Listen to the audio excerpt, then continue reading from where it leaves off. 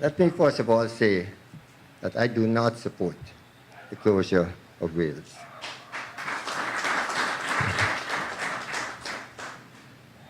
I don't know how many of you have been to Wales, but Wales is at the end of the road. The two areas near to Wales are Canal number 1 and Canal number 2. And both of those are at the end of the road. There's nothing beyond Wales, except a few villages where people, the workers live in. So it's not a question that they can be taken up. For example, if you had to close, say, Eiffel, you could say, well, there's Purika is booming, there's Metamirzog, there are bright villages on the West Dam, but there's nothing on, West Coast, no? West Coast Demerara. There's nothing on West Bank Demerara to absorb any of the losses of Wales.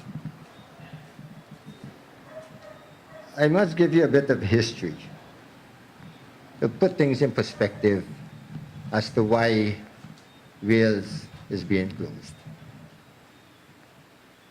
And I mean very serious about this. I was chairman, and in 1994-95, a senior member of GuySuCo brought a proposal to the board to close 3 estates, Wales, Enmore, and Rose Hall. I immediately dismissed the paper, threw it in the garbage bin, and said, that's not coming to this board for discussion. This board was appointed to rebuild sugar and not to close sugar estates. Shortly thereafter, the then president called me and says, somebody sent me a proposal saying that we should close these estates. Do you know anything about it?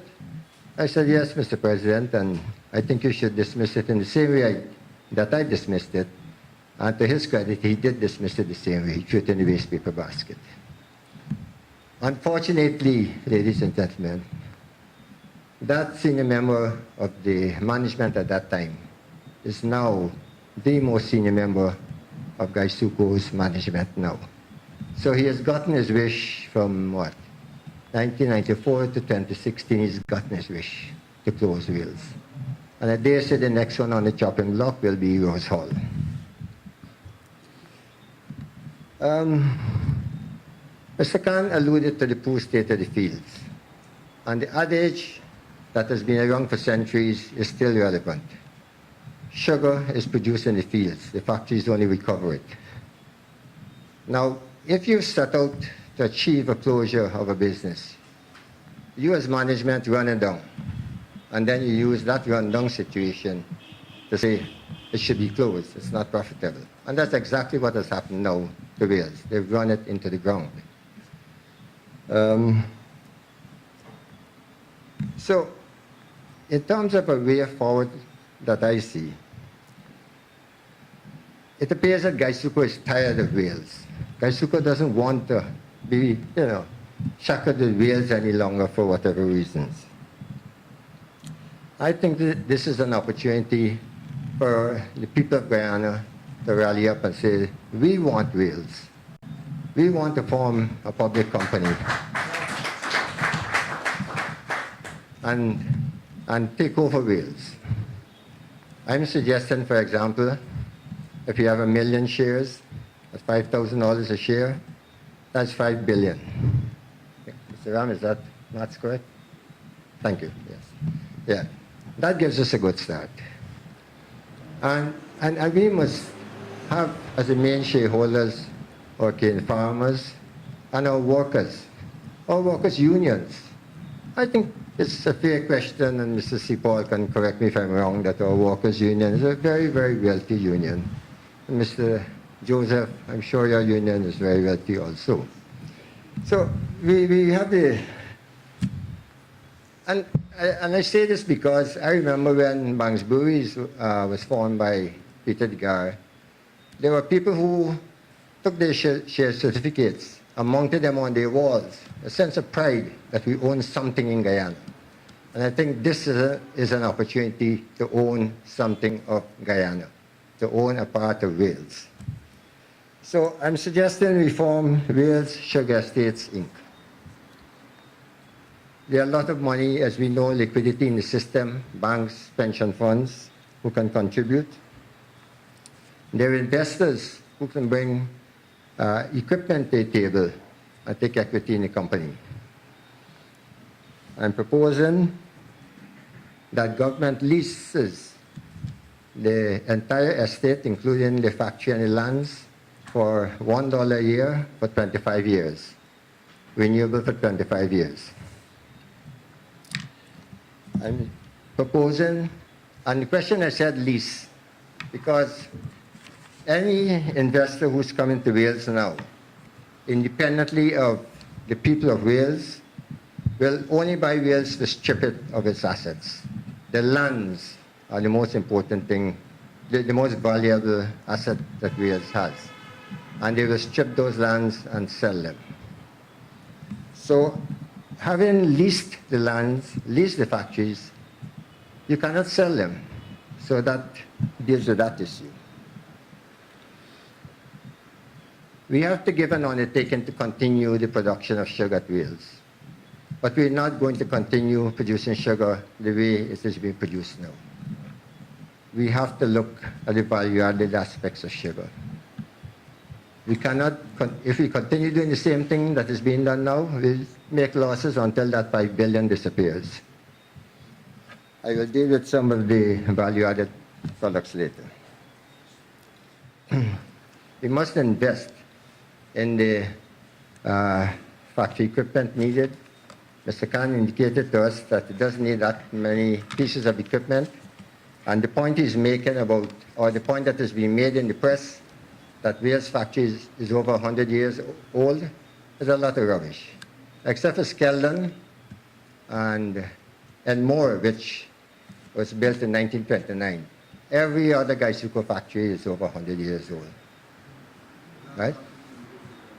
Or LBI, Mr. Vera corrects me. Right? Thank you. But the question is that sugarcane factories are built to last a lifetime, to outlive us all. They're components that you replace, they're rollers, they're baskets, that you replace, but the factories just continue rolling along, as we say.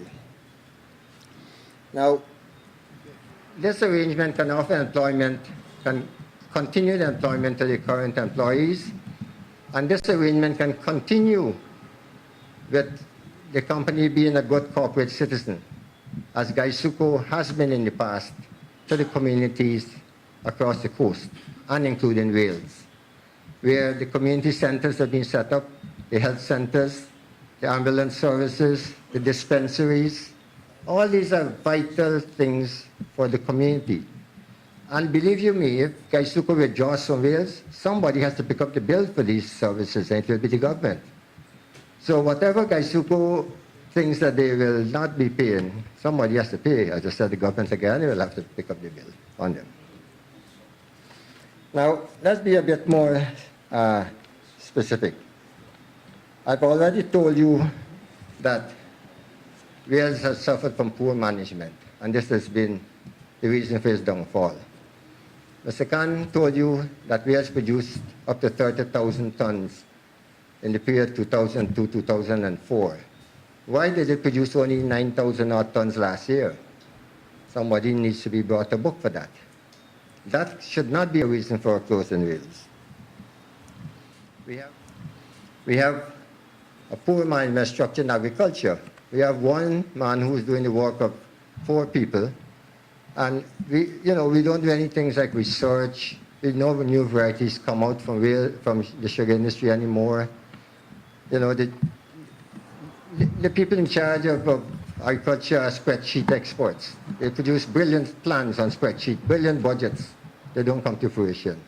Sugar is produced in the field. You have to get out in the field and grow your sugar.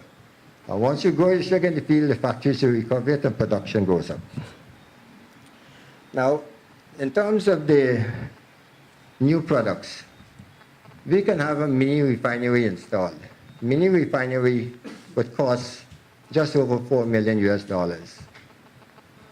That can produce liquid sugar. And in fact, this one is going into Trinidad right now, and one is being installed in Jamaica. The separate group has just agreed to install one because they have the same problem. They took over a sugar factory, Jamaica, sugar estate, and they can't make it work in the traditional way, so they're going to go into white sugar too. We have to look, well, in addition to white sugar, this mini sugar refinery will produce invert sugar, which is also an important ingredient for the food industry. The cogeneration is a pet peeve of mine. We need to have a power purchase agreement, a PPA with GPL. It is interesting to note that the government has fixed the figure for power purchase agreements for these alternative energy companies. They said 12 cents for live-in farm. You might be interested to know when GuySuCo set up the cogen unit at Skelton. As of now, GPL pays at the princely sum of 4 cents a kilowatt hour. So it's no wonder GuySuCo continues to be the written boy. So power purchase agreement with GPL would allow Wales to run a turbine and to supply West Bank with power. This is something that financing is easily available. Dr. Warren Smith, head of the CDB, has spoken about the availability of grant financing and soft loan financing for cogeneration units. We can look at molasses. As you increase production, you increase molasses content. As you produce more refined sugar, you have more molasses production. You may have, say, DDL as an investor.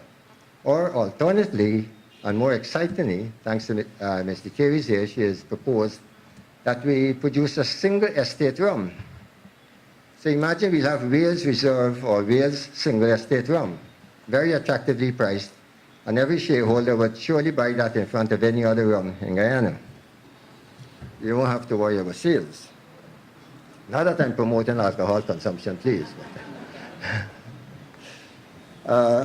So you know, there are interesting things that we can do. But what is more interesting is that if you have to take over Wales, you have to take it over as a going concern. Now, this is critical. Right now, GuySuCo is saying no more planting, no more tillage, no more husbandry work. They're retiring cane lands. Anybody who takes over the estate next year in that condition will face an uphill task. I'm proposing that we lobby government to let GuySuCo continue doing agricultural estates at Wales. Right? Of course, we need to monitor these operations that they're done properly. But the cost of continuing those operations, because we've been told that over, 1,400 hectares of land have been tilled, waiting to be planted. There are lands to be planted. There are workers there ready to work. So the question is that time is of the essence. And this is where it has come as a complete knockout blow, this announcement that Wales is to be closed. What they should have done is says, we have a problem where GuySuCo is contemplating the closure of Wales, and all interested parties, we give you 1 month to submit a proposal to deal with Wales. But it is not in the current management's interest to continue sugar production at Wales, because you may very well, if when you take over Wales, show that they were doing a poor job and do a very good job. So they won't like that. So, but we need to force that situation. We need to have cane replanted. We need to keep cane growing at Wales. And if there was a real seriousness about Wales, they could have planted 11-month-old cane in January and reaped it in November, December. You know, there's so many things that could be done, but they just weren't interested. They just wanted to close. So that to me is one of the critical areas. We have to protect the assets. Time is of the essence. We have to force them to continue operations and negotiate seriously with the government to say, if GuySuCo is tired, the people of Guyana will take it over. Thank you.